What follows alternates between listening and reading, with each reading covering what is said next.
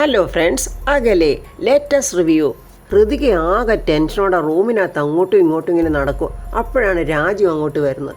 രാജുവിൻ്റെ മുഖത്ത് ഒരു തെളിച്ചമില്ല, ഒരു വിഷമവും ദേഷ്യവും. ഹൃതിക ചോദിക്കുക, എന്തായി രാജു പോയ കാര്യം? അതൊക്കെ ഓൾമോസ്റ്റ് റെഡി ആയിട്ടുണ്ട്. പിന്നെ എന്താ രാജുവിനൊരു മൂഡൗട്ട്? എൻ്റെ മൂഡൗട്ടിൻ്റെ കാര്യം എന്താ ഋതുവിന് അറിയില്ലേ? അനന്തംപിള്ളയ്ക്കെതിരെ ഈ ഡോക്യുമെൻറ്റ്സ് ഒക്കെ ശരിയാക്കിയിട്ട് എന്താ കാര്യം? ഇലക്ഷൻ റിസൾട്ട് നമുക്കെതിരായിട്ടല്ലേ വരാൻ പോകുന്നത്. അവർ ജയിക്കും ഋതു. അവർ അധികാരത്തിൽ കയറിയ പിന്നെ നമുക്കൊന്നും ചെയ്യാനാവില്ല. അതുമാത്രമല്ല, നമ്മൾ അയാൾക്കെതിരെ ഒരു മൂവ്മെൻറ്റ്സ് നടത്തിയെന്നതിൻ്റെ പേരിൽ നമുക്കെതിരെ അയാൾ എന്ത് ചെയ്യാനും പിന്നെ മടിക്കില്ല. ഭരണം കയ്യിലുള്ളവർക്ക് എന്തു ആകാമല്ലോ. ഹൃതിക കരഞ്ഞുകൊണ്ട് പറയാം, നാളെ രാവിലെ 8 മണി മുതൽ വോട്ടെണ്ണൽ ആരംഭിക്കും. എന്ത് ചെയ്യാനാ, നാളത്തെ ദിവസം നമുക്ക് കരയാനുള്ള ദിവസമാണ്. രാജു അങ്ങനെ കൂടെ പറഞ്ഞു കഴിഞ്ഞപ്പോൾ ഹൃതികയ്ക്ക് സങ്കടം സഹിക്കാനാവുന്നില്ല. രാവിലെ ടി വിയിലെ ന്യൂസ് വരുന്നുണ്ട്, വോട്ടെണ്ണൽ അല്പസമയത്തിനുള്ളിൽ ആരംഭിക്കും എന്നൊക്കെ എഴുതി കാണിക്കുന്നുണ്ട്. അനന്തംപിള്ളയാണെങ്കിൽ വലിയ സന്തോഷത്തോടെ ഇങ്ങനെ ടി വിയിലോട്ട് നോക്കിയിരിക്കുവാണ്. അടുത്തു തന്നെ ആഹ്ലാദത്തോടെ ദീപക്കും പൊടിയാടിയും ജയനും ഉണ്ട്. സംസ്ഥാനത്ത് 140 മണ്ഡലങ്ങളിൽ നടന്ന പൊതു തെരഞ്ഞെടുപ്പിന്റെ വോട്ടെണ്ണൽ പുരോഗമിക്കുന്നു. പ്രതാപനും അമ്പിയും ടി വിയുടെ മുന്നിലിരുന്നിങ്ങനെ കണ്ടുകൊണ്ടിരിക്കുവാണ്. രാജുവും ഹൃതിയും യാമിനി എല്ലാം അവിടെ തന്നെ നിൽക്കുക. കേരളം ആര് ഭരിക്കും? ശേഖരനാണെങ്കിൽ ആകാംക്ഷയോടെ ഇങ്ങനെ ടി വിയെ തന്നെ നോക്കിയിരിക്കുവാണ്. അങ്ങനെ എല്ലായിടത്തും എല്ലാവരും ടി വിയുടെ മുന്നിലിരിക്കുവാണ്. ഹരീഷും ശ്രീലക്ഷ്മിയും പത്മാവതി എല്ലാവരും ഇങ്ങനെ ഓരോരുത്തരുടെയും വീട്ടിൽ ടി വിയുടെ മുന്നിൽ ഇങ്ങനെ ഇരിക്കുവാണ്. അയ്യമ്പാറ നിയോജക മണ്ഡലത്തിൽ പ്രതാപവർമ്മയുടെ ജനകീയ മുന്നണി സ്ഥാനാർത്ഥി KV രാജന് 3000 വോട്ടിന്റെ ലീഡർ. അനന്തംപിള്ളയെ ആൾക്കാർക്കും അത് അത്രയ്ക്ക് അങ്ങോട്ട് ഇഷ്ടപ്പെട്ടില്ല. അവർ പരസ്പരം ഇങ്ങനെ നോക്കി പല്ല് കടിക്കുകയൊക്കെ ചെയ്യുന്നുണ്ട്. ദീപക്കാണെ ഭയങ്കര ദേഷ്യത്തോടെ ഇങ്ങനെ ഇരിക്കുവാണ്. എടമുട്ടം നിയോജക മണ്ഡലത്തിൽ മത്സരിക്കുന്ന പൊതുജന സേവന മുന്നണി അബ്ദുൾ റഹീദിന് നേരിയ ലീഡ്. ചാരമണ്ഡലം മണ്ഡലത്തിൽ മത്സരിക്കുന്ന ജനകീയ സ്ഥാനാർത്ഥി ജെയിംസ് പട്ടാലവട്ടം തന്റെ ലീഡ് നില ഉയർത്തി. വേണുവേട്ടന്റെ വീട്ടിലാണെങ്കിൽ വേണുവേട്ടനും രാധമ്മയും കൊച്ചമ്മണിയും പ്രിയയും എല്ലാവരും ഇങ്ങനെ ടി വിയിൽ ഇങ്ങനെ ആകാംക്ഷയോടെ നോക്കി നിൽക്കുക. എല്ലായിടത്തും ഓട്ടോ സ്റ്റാൻഡിൽ ആൾക്കാരെല്ലാം ഇങ്ങനെ ശ്രദ്ധിക്കുകയാണ്. ഹോസ്പിറ്റലിലെ നേഴ്സന്മാർ പോലും ടി വി നോക്കി ഇങ്ങനെ നിൽക്കുവാണ്. അനന്തംപിള്ളയുടെ പാർട്ടിക്കാർക്ക് എന്തോ ഒരു സന്തോഷം. ജയൻ പറയാം, അനന്തംപിള്ള സാർ അധികാരത്തിൽ വരും, അതിലൊരു സംശയമില്ല. ആര് ജയിക്കും, കേരളം ആര് ഭരിക്കും എന്നുള്ള ചോദ്യങ്ങളുടെ മുന്നിലാണ് ആൾക്കാർ. മുക്കം മണ്ഡലം മുഖ്യ മുന്നണിക്ക് തന്നെ തോന്നിക്കും വിധം ലീഡ് നില ഉയരുകയാണ്. അവിടുത്തെ സ്ഥാനാർത്ഥി PM സ്വാദിക്കാണ്. എന്തിനു പറയുന്നത്, ഹോസ്പിറ്റലിലെ ഡോക്ടേഴ്സ് പോലും മൊബൈൽ ഓൺ ചെയ്തിങ്ങനെ ന്യൂസ് കാണുവാണ്. കൂവളങ്കാട് നിയോജക മണ്ഡലത്തിൽ ജനകീയ മുന്നണി സ്ഥാനാർത്ഥി VK ഉമേഷിനേക്കാൾ 2000 വോട്ടിന് മുന്നിലാണ് പൊതുജന സേവന സ്ഥാനാർത്ഥി C പ്രദീപ്. ഈ സമയം സദാശിവൻ സാറ് കാറിൽ മൊബൈലിൽ ആ ന്യൂസെല്ലാം ഇങ്ങനെ കണ്ടുകൊണ്ട് പോയിക്കൊണ്ടിരിക്കുവാണ്. എളുപ്പം റിസൾട്ട് ഒന്നും പറയാത്ത ദേഷ്യം കൊണ്ട് കൊച്ചമ്മണി പറയും, ഇതൊരു 6:30 തീരുവോ? പ്രിയ ചോദിക്കുക, തീർന്നിട്ട് നിങ്ങൾക്ക് എന്തോ ചെയ്യാനാ? എനിക്ക് ആ അകലെ സീരിയൽ ഒന്ന് കാണണം. ചെന്നപ്പുഴ മണ്ഡലത്തിൽ മത്സരിക്കുന്ന പൊൻകുന്നം സദാശിവൻ തൊട്ടടുത്ത സ്ഥാനാർത്ഥി ശ്രീലക്ഷ്മിയേക്കാൾ 10000 വോട്ടിന് മുന്നിലാണ്. അത് കേട്ട് ശ്രീലക്ഷ്മി ആകെ ടെൻഷനായപ്പോൾ ഹരീഷ് പറയും, അതൊന്നും കാര്യമാക്കണ്ട, ലീഡ് നില പെട്ടെന്ന് അങ്ങനെയൊക്കെ മാറും. നീ ഒന്നുകൊണ്ട് പേടിക്കണ്ട ശ്രീ. വേണുവേട്ടൻ ആ ന്യൂസ് വളരെ സന്തോഷമായി. പറയുക, മകളാണ്, പക്ഷെ പറയാതിരിക്കാൻ പറ്റില്ല. എന്തായാലും അവളുടെ കാര്യത്തിൽ ഒരു തീരുമാനമായി. ഉടനെ കൊച്ചമ്മണി പറയാം, 8 നില പൊട്ടുവന്ന് ഞാൻ പ്രാഗീത തള്ളെ തല്ലിയവളെ ദൈവം നേരിട്ട് വന്ന് തല്ലും. ഇപ്പോൾ കിട്ടിയ വാർത്ത, മാടപ്പള്ളി നിയോജക മണ്ഡലത്തിൽ പ്രതാപവർമ്മയ്ക്കെതിരെ മത്സരിക്കുന്ന ദീപക് ഇപ്പോൾ പ്രതാപവർമ്മയേക്കാൾ 1000 വോട്ടിന് മുന്നിലാണ്. ആ ന്യൂസ് കേട്ട് പ്രതാപനാകെ ഇങ്ങനെ ഞെട്ടിയിരിക്കുവാൻ. അംബികയുടെ മുഖത്ത് ഭയങ്കര സന്തോഷം. പത്മാവതി അത് കണ്ട് ഞെട്ടി വിഷമിച്ചിങ്ങനെ ഇരിക്കുവാണ്. അനന്തംപിള്ളയും ദീപക്കും അത് കേട്ട് സന്തോഷത്തിൽ ഇങ്ങനെ അറമതിക്കുവാണ്. ഋതികയ്ക്ക് പൊട്ടിക്കരയണമെന്നുണ്ട്. സങ്കടത്തോടെ രാജു ഇങ്ങനെ നോക്കുവാണ്. പ്രതാപന്റെ വീട്ടിൽ അംബിക ഒഴിച്ച് ബാക്കി എല്ലാവരും ആകെ ഒരു സങ്കടത്തിന്റെ നിഴലിലായിപ്പോയി. ഓടപ്പുഴ മണ്ഡലത്തിൽ മത്സരിക്കുന്ന അനന്തംപിള്ള തൊട്ടടുത്ത എതിർ സ്ഥാനാർത്ഥി സ്വാതി മുരളീധരനേക്കാൾ 800 വോട്ടിന് മുന്നിലാണ്. ജയിക്കുന്ന പക്ഷം ജനക്ഷേമ മുന്നണിയുടെ മുഖ്യമന്ത്രി സ്ഥാനാർത്ഥി കൂടെയാണ് ഇദ്ദേഹം. ജയനത് കേട്ടിട്ട് സന്തോഷത്തോടെ അനന്തംപിള്ളയ്ക്ക് ദൃഷ്ടി ചുറ്റിയൊക്കെ ചെയ്യുന്ന അനന്തംപിള്ള ആകെ സന്തോഷത്തിൽ ഇങ്ങനെ ഞെളിഞ്ഞിരിക്കുവാണ്. അടുത്തത് ബ്രേക്കിംഗ് ന്യൂസാണ്. ലീഡ് നില മാറുന്നു എന്ന് എഴുതി കാണിക്കുന്നുണ്ട്. മാടപ്പള്ളി മണ്ഡലത്തിൽ പ്രതാപവർമ്മയേക്കാൾ വളരെ മുന്നിലാണ് എതിർ സ്ഥാനാർത്ഥി ദീപക്. ഈ മണ്ഡലത്തിൽ ഒരു അട്ടിമറി കേസ് സാധ്യത കാണുന്നുണ്ട്. പത്മാവതി ഇത് കേട്ട് വിശ്വസിക്കാനാകാതെ ഇങ്ങനെ ടി വിയെ തന്നെ നോക്കിയിരിക്കുവാണ്. പ്രതാപനാകെ തകർന്ന രീതിയിലാണ് ഇരിക്കുന്നത്. ശേഖരനും യാമിനിയും ഹൃതികയും രാജു ഇങ്ങനെ പരസ്പരം നോക്കുവാണ്. ഹൃതികയ്ക്കാനെ ചങ്ക് പൊട്ടി മരിക്കുന്ന ലക്ഷണത്തിലാണ് ഹൃതിക നിൽക്കുന്നത്. വേണുവേട്ടൻ പറയാം, എല്ലാം കൈവിട്ട് പോയെന്നാ തോന്നുന്നത്. അങ്ങനെ ഒന്നും പോവില്ല വേണുവേട്ട, ഞാൻ പ്രാർത്ഥിക്കുന്നുണ്ട്. ഉറച്ച വിശ്വാസത്തോടെ രാധമ്മ പറയുക. കൊച്ചമ്മണിക്കള്ളി മനസ്സിൽ പറയാം, ആ വർമ്മ പൊട്ടണം, അങ്ങനെ അവളുടെ അഹങ്കാരം ഒന്ന് കുറയണം. ഇപ്പോൾ കിട്ടിയ വാർത്ത, ചന്നപ്പുഴ മണ്ഡലത്തിൽ ശ്രീ പൊൻകുന്നം സദാശിവൻ 50,000 വോട്ടിന്റെ ഭൂരിപക്ഷത്തിൽ വിജയിച്ചു. അനന്തംപിള്ളയുടെ ജനക്ഷേമ മുന്നണിയിലുള്ള ശ്രീലക്ഷ്മി ദയനീയ പരാജയം. മാടപ്പള്ളി നിയോജക മണ്ഡലത്തിൽ ദീപക് തന്റെ ലീഡ് നില ഉയർത്തുകയാണ്. എതിർ സ്ഥാനാർത്ഥി പ്രതാപ് വർമ്മയേക്കാൾ 2,000 വോട്ടിന് മുന്നിലാണ് ദീപക്. അത് കേട്ടിട്ട് അംബികയ്ക്ക് സന്തോഷം കൊണ്ട് ഇരിക്കാൻ വയ്യ. ഓടപ്പള്ളി നിയോജക മണ്ഡലത്തിൽ അനന്തംപിള്ളയുടെ ലീഡ് നില ഉയരുന്നു. ഇനി ഈ മണ്ഡലത്തിൽ 3 ഘട്ട വോട്ടെണ്ണൽ കൂടെ അവശേഷിക്കുന്നു. ബ്രേക്കിംഗ് ന്യൂസാണ്. ലീഡ് നില മറിയുന്നു എന്നെഴുതി കാണിക്കുന്നുമുണ്ട്. ഇപ്പോൾ കിട്ടിയ വാർത്ത, മാടപ്പള്ളിയിലെ ലീഡ് നില മറിയുന്നു. ദാണ്ട കുനിഞ്ഞിരുന്ന പ്രതാപൻ പെട്ടെന്ന് ഞെട്ടി ഇങ്ങനെ ടിവിയിലോട്ട് നോക്കുവാണ്. നിലവിലിപ്പോൾ 1000 വോട്ടിന് ദീപക്കിനേക്കാൾ മുന്നിൽ നിൽക്കുകയാണ് പ്രതാപ് വർമ്മ.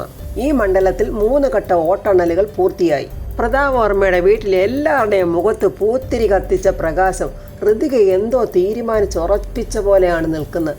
എന്തായിരിക്കും ഋതിക അവിടെ കളിച്ച കളിയെന്ന് ഇനിയായിരിക്കും പുറത്തു വരാൻ പോകുന്നത്. ആ വാർത്ത കേട്ട് സന്തോഷത്തോടെ പത്മാവതി ഇങ്ങനെ വായും പൊളന്ന് ദൈവത്തെ വിളിച്ച് പ്രാർത്ഥിക്കുന്നുണ്ട്. വേണുവേട്ടന്റെ വീട്ടിലെ എല്ലാവർക്കും സന്തോഷം. എങ്ങോട്ട് ചാടണം എന്നറിയാതെ കൊച്ചമ്മണി മാത്രം ഇങ്ങനെ ഇരിക്കുവാണ്. പ്രതാപ് വർമ്മയുടെ ലീഡ് നില വീണ്ടും കൂടുന്നു. ദീപക്കിനേക്കാൾ 4,000 വോട്ടിന് മുന്നിലാണ് പ്രതാപ് വർമ്മ. ബ്രേക്കിംഗ് ന്യൂസാണ്. നെഞ്ചിരിപ്പോടെ സ്ഥാനാർത്ഥികളും കക്ഷികളും.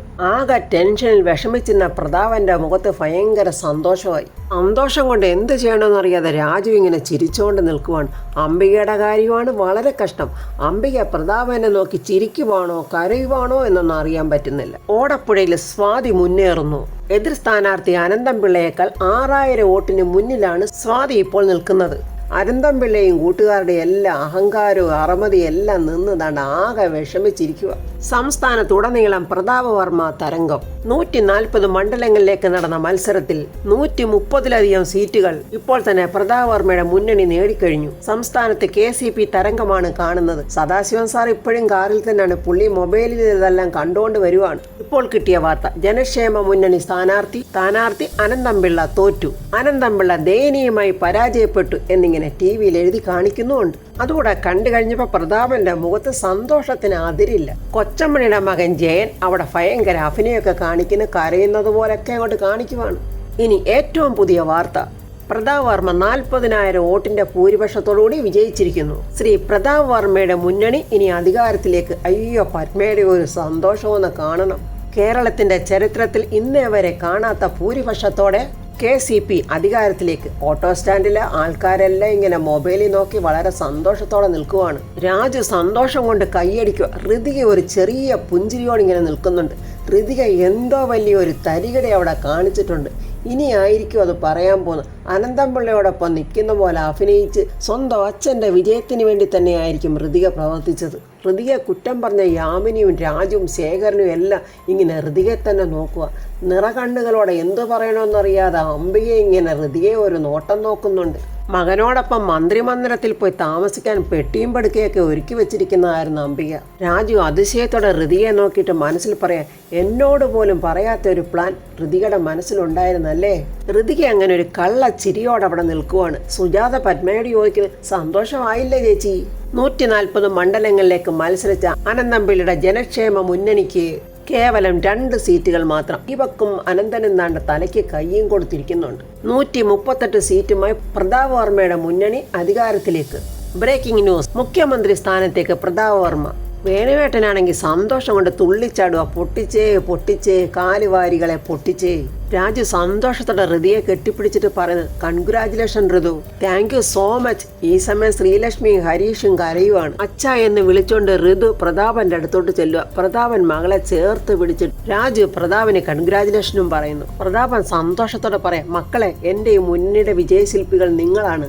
അയ്യോ സാറേ, ഞാനില്ല, ഋതു മാത്രമാണ്. പ്രതാപൻ അഭിമാനത്തോടെ പറയുവാണ്, എന്റെ മകൾ ഈ നാടിനെ രക്ഷിച്ചു. ഈ ഇലക്ഷന്റെ വിജയശില്പി എന്റെ മകൾ ഋതികയാണ്. തല കൊണ്ടുപോയി ഭിത്തിക്കടിക്കണോ സ്വയം തല്ലി പൊട്ടിക്കണോ എന്നൊന്നും അറിയാതെ അംബിക ഇങ്ങനെ നിന്നിട്ട് പെട്ടെന്നൊരു കള്ളച്ചിരിയോടെ, യാമിനി, എല്ലാവർക്കും ലഡു കൊണ്ടുവന്ന് കൊടുക്ക്. അങ്ങനെ അവരെല്ലാവരും മധുരം കഴിക്കുന്നുണ്ട്. പ്രതാപൻ സന്തോഷത്തോടെ മകൾക്ക് വായിൽ വെച്ചു കൊടുത്തിട്ട് മുത്തവും കൊടുക്കുന്നുണ്ട്. പ്രതാപന്റെ വിജയത്തിൽ പത്മാവതി തന്റെ നിലവിളക്കൊക്കെ കൊളുത്തിവെച്ച് ഭഗവാന്റെ മുന്നിൽ നിന്ന് പ്രാർത്ഥിക്കുവാണ്.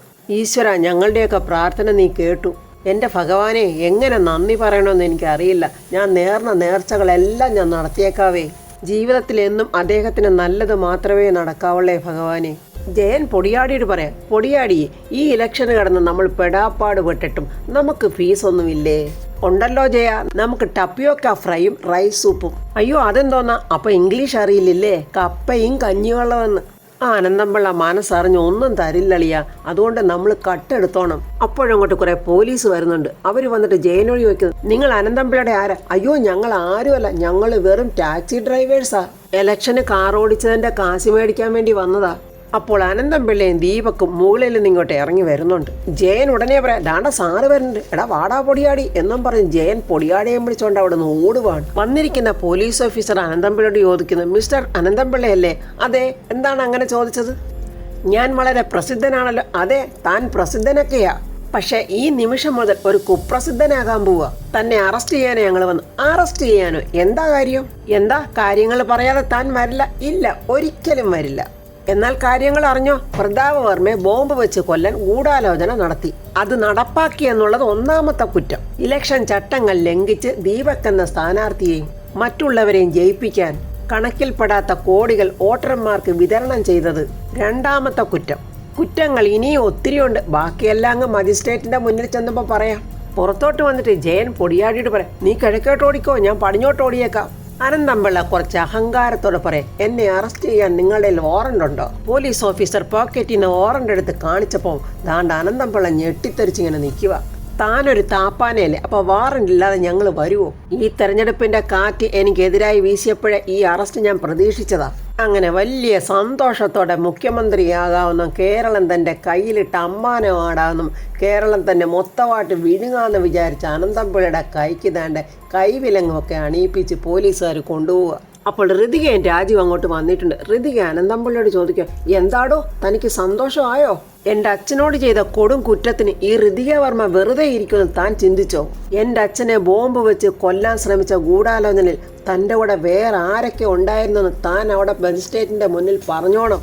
താനൊരു ഓലപ്പടക്കം കാണിച്ച് വിരട്ടിയാൽ ഇലക്ഷൻ എൻ്റെ അച്ഛനെ തോൽപ്പിക്കാൻ ഞാൻ കൂട്ടുനിൽക്കുമെന്ന് താൻ വിചാരിച്ചോ? ഞാൻ ദുഃഖിച്ചും വിഷമിച്ചും ഒക്കെ നടക്കുമ്പോൾ ഈ കേരള മുന്നണി ജയിച്ച് തൻ്റെ അധികാരത്തിൽ വരുമെന്ന് താനങ്ങ് വിചാരിച്ചോ? ഈ ഋതിക വർമ്മ ഒരു വിഡ്ഢിയാണെന്ന് താൻ കരുതിയോ? ഇലക്ഷന് നിങ്ങൾ തോറ്റത്, നിങ്ങളെ ഞാൻ എങ്ങനെയാണ് തോൽപ്പിച്ചതെന്ന് ഞാൻ വിളിച്ചു പറയണോ? അല്ലെങ്കിൽ വേണ്ട, അല്ലേ രാജു? അതൊരു സസ്പെൻസ് ആയിട്ട് തന്നെ അങ്ങ് നിൽക്കട്ടെ. ദീപക്കാണെങ്കിൽ ശ്വാസം എടുക്കണോ വേണ്ടയോ എന്ന് പോലും അറിയാതെ ഋതിയെ തന്നെ ഇങ്ങനെ നോക്കി നിൽക്കുക. എൻ്റെ അച്ഛനെ അപമാനിച്ച് കളങ്കമില്ലാത്ത ആ മനുഷ്യന്റെ മനസ്സിനെ തളർത്തി അദ്ദേഹത്തെ രാഷ്ട്രീയമായി നശിപ്പിക്കണമെന്ന് താൻ കരുതി അല്ലേ? ഏത് കൊടുങ്കാറ്റിനും പ്രതാപ വർമ്മയും അദ്ദേഹത്തിന്റെ മകളെയും വീഴ്ത്താൻ പറ്റില്ല. ഏതോ സായിപ്പിനെയും കുടുംബത്തെയും കൊന്നൊടുക്കി താൻ ഉണ്ടാക്കിക്കൊണ്ടുവന്ന പൈസ വോട്ടർമാർക്ക് വിതരണം ചെയ്താൽ അവർ തനിക്ക് വോട്ട് ചെയ്യുമെന്ന് താനങ്ങ് വിശ്വസിച്ചോ? ഇത് രാഷ്ട്രീയ കുതിരക്കച്ചവടത്തിന് കൂട്ടുനിൽക്കുന്നവരുടെ മണ്ണല്ലടോ, ഇത് കേരളമാണ്. എന്നിട്ട് പോലീസ് ഓഫീസറോട് താങ്ക് യു മാഡം എന്ന് പറയുന്നുണ്ട് ഋതിക. ഇനി ഈ ക്രിമിനലിനെ കൊണ്ടുപോകാം മാഡം. അങ്ങനെ വിലങ്ങൊക്കെ അണിയിച്ച് അനന്തംപിള്ള ഏതാണ്ട് പോലീസ് ജീപ്പിൽ കൊണ്ടുപോവാണ്. എന്ത് ചെയ്യണമെന്നറിയാതെ മിഴിച്ചു നിൽക്കുന്ന ദീപക്കിനോട് ഋതിക പറയാം, ഇനി നീയും നിന്റെ അമ്മയുമാ. അത്രയും ഋതിക ദീപക്കിനോട് പറഞ്ഞിട്ട് തല ഉയർത്തി അഭിമാനത്തോടെ അഹങ്കാരത്തോടെയും തന്നെ രാജുവിനെ വിളിച്ചുകൊണ്ട് അവിടുന്ന് പോവുകയാണ്. തോറ്റു തൊപ്പിയിട്ട് വീട്ടിൽ പോലും കയറാനും പറ്റില്ല. എന്ത് ചെയ്യുമെന്നറിയാതെ ദീപക് ഇങ്ങനെ തലയിൽ കയ്യും വെച്ചിങ്ങനെ നിൽക്കുവാണ്. പ്രതാപന്റെ അനുയായികൾ ദീപക്കിന്റെയും അനന്തംപിള്ളയുടെയും മറ്റുള്ളവരുടെയൊക്കെ പോസ്റ്ററുകൾ വലിച്ചു കീറി ചപ്പുകൊട്ടയിലും കുളത്തിലും ഒക്കെ ഇങ്ങനെ വലിച്ചെറിയുന്നുണ്ട്. രാജു ഋതികയോട് പറ, ഋതു സത്യം പറ, എന്തിനാ എന്നെ പറ്റിച്ച്? ചിരിക്കാതെ കാര്യം പറ ഋതു, എന്നെ എന്തിനാ ഇങ്ങനെ ഇട്ട് വിഡ്ഢിയാക്കിയത്? സത്യം പറയാനാണെങ്കിലുണ്ടല്ലോ, രാജുവിനോട് നുണ പറയണം, രാജുവിനെ ഇങ്ങനെ പറ്റിക്കണമെന്നൊന്നും ഞാൻ വിചാരിച്ചതല്ല. 1-2 പ്രാവശ്യം പറയാമെന്ന് വിചാരിച്ചതുവാ. പക്ഷെ പറയാമെന്ന് വിചാരിച്ച സിറ്റുവേഷനിലൊക്കെ രാജു എന്നോട് ഒരുപാട് അങ്ങോട്ട് ചൂടായി. എന്നാ പിന്നെ രാജുവിനെ അങ്ങ് പറ്റിച്ചേക്കാന്ന് ഞാൻ കരുതി. എടി ഭയങ്കരി ക്രൂരേ! എന്താ രാജു, എൻ്റെ പ്രിയപ്പെട്ട അച്ഛനെ ഞാൻ ചതിക്കുവോ? സത്യം പറഞ്ഞാൽ എൻ്റെ അച്ഛൻ്റെ വിജയം മാത്രമായിരുന്നു എൻ്റെ ലക്ഷ്യം. അതെൻ്റെ കൂടെ ഉണ്ടായിരുന്ന പ്രവർത്തകർക്ക് എല്ലാവർക്കും അറിയാം. ഞാനത് അവരോട് പറഞ്ഞതുമാണ്. ഋതിക അന്ന് രാത്രി പ്രതാപന്റെ അനുയായികളെയൊക്കെ വിളിച്ചിട്ട് പറഞ്ഞിരുന്നു, എന്തൊക്കെ സംഭവിച്ചാലും എൻ്റെ അച്ഛൻ ജയിക്കണം, എല്ലാ വോട്ടും എൻ്റെ അച്ഛന് തന്നെ കിട്ടണം. എന്നിട്ട് അനന്തംപിള്ളയെ വിളിച്ച് പറഞ്ഞു, എല്ലാം നമ്മൾ പറഞ്ഞതുപോലെ ചെയ്തിട്ടുണ്ട്, പക്ഷെ എനിക്ക് അയാളെ കിട്ടണം. ആ വേല നടക്കില്ലല്ലോടി കൊച്ചെ, റിസൾട്ട് വരുമ്പോൾ അയാളെ ഞാൻ നിനക്ക് തരാം. എൻ്റെ ഋതുമോളൊരു പാവമാണെന്ന് വിചാരിച്ച ഞാൻ എന്തൊരു പമ്പര വിഡ്ഢിയാ. എൻ്റെ രാജു, ആ അനന്തംപിള്ളയെ മരത്തലയൻ ദീപക്കിനെ ആ അമ്പി എന്ന പിശാചിനെ പറ്റിക്കണമെന്ന് മാത്രമേ എനിക്ക് ആദ്യം ആഗ്രഹം ഉണ്ടായിരുന്നുള്ളൂ. അങ്ങനെ ആക്ട് ചെയ്ത് വന്നപ്പോഴാണ് അതൊരു സൂപ്പർ ഹിറ്റ് ആക്റ്റായി മാറിയത്. ഓ, നിന്റെ ഒരു സസ്പെൻസ് ഡ്രാമ. എന്നെ പറ്റിച്ച നിന്നെ ഞാൻ വെറുതെ വിടത്തില്ല.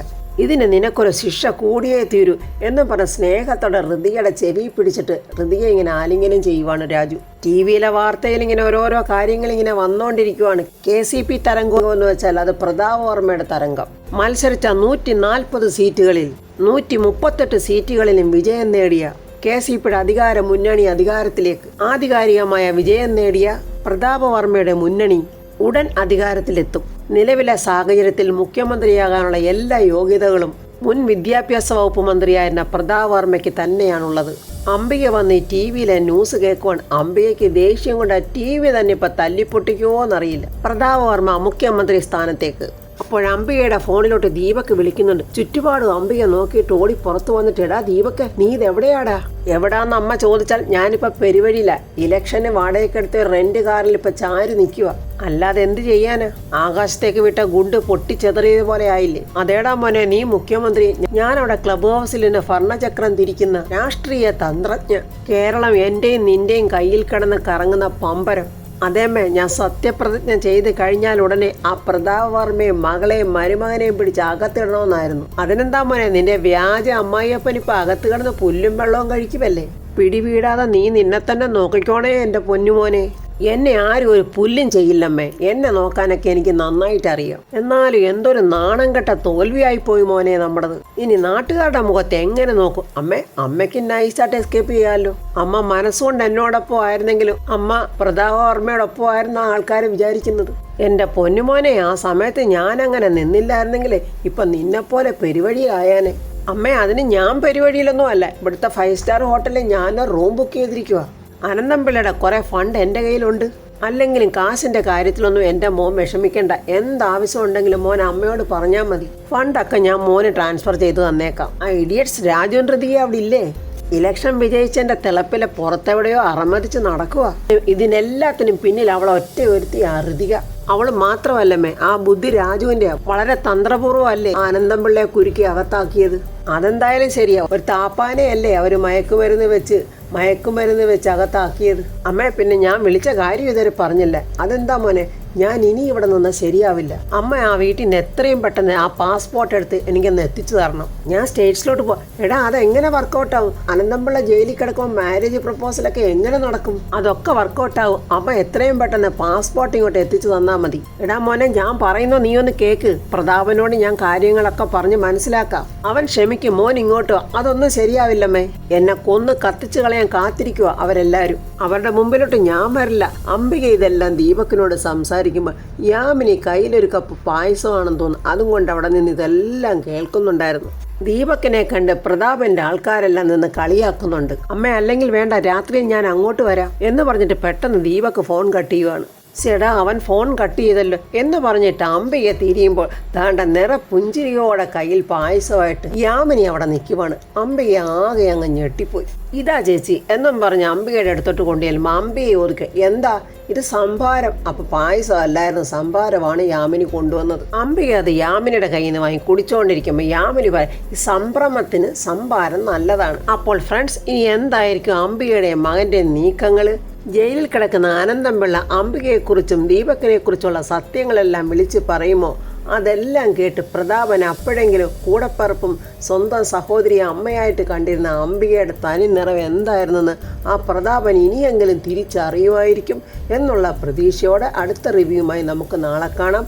എൻ്റെ ഈ റിവ്യൂ ഇഷ്ടപ്പെട്ടാൽ ലൈക്കും കമൻസും, സബ്സ്ക്രൈബ് ചെയ്യാത്തവർ സബ്സ്ക്രൈബ് ചെയ്യണേ.